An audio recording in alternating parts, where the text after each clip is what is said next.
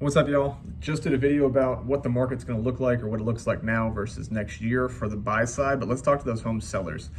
There's no doubt that there is a huge supply shortage, which is driving up prices, which is driving up demand. And why you're hearing some of those stories of people capturing crazy numbers over asking price, doing things like appraisal waivers and all sorts of just tactics to get deals done. So on the surface level, looks great as a home seller, especially if you've got a ton of equity. We've seen a really strong appreciation year over year for the past,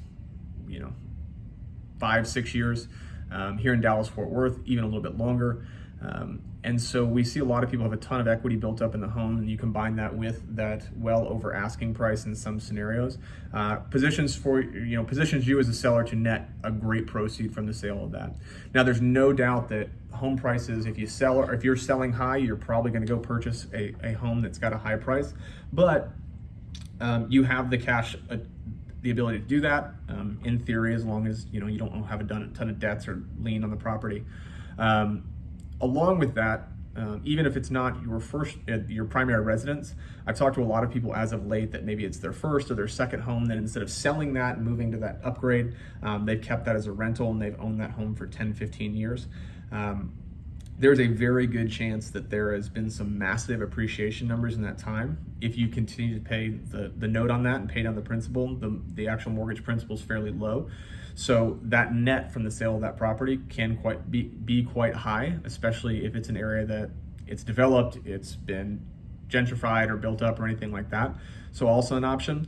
And I've actually had some conversations with a few people that maybe they have 2 or 3 rental units or 4 or 5, or they've done this, bought during the crash and bought a couple rental homes and have had it for a long time. Great tenants that have been in there, or there's been tenants sometimes, they're not so great, and they're those headache houses that you have. They pay rent every month, maybe a little bit late, but there's maintenance, there's some things like that.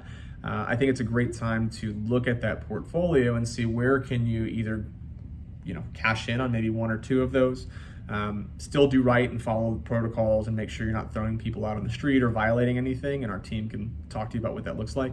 But a great opportunity to cash in, exit those positions or those individual homes, either reallocate that, help purchase, pay down debt. There's a lot of different things you can do there while still maintaining the really good parts or the gems of those portfolios. And so don't have a crystal ball, don't know how long this is going to last. We have some indications that the market will continue to stay strong, even if it's not as hot as it is right now, which is overall a good thing.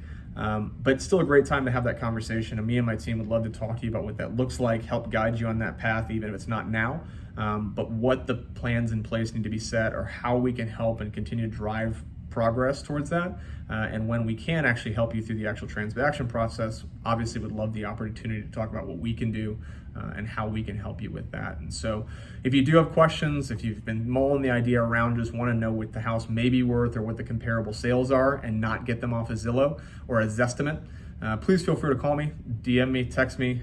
All my contact information is on here. I wish you the absolute best and hope to talk to you soon.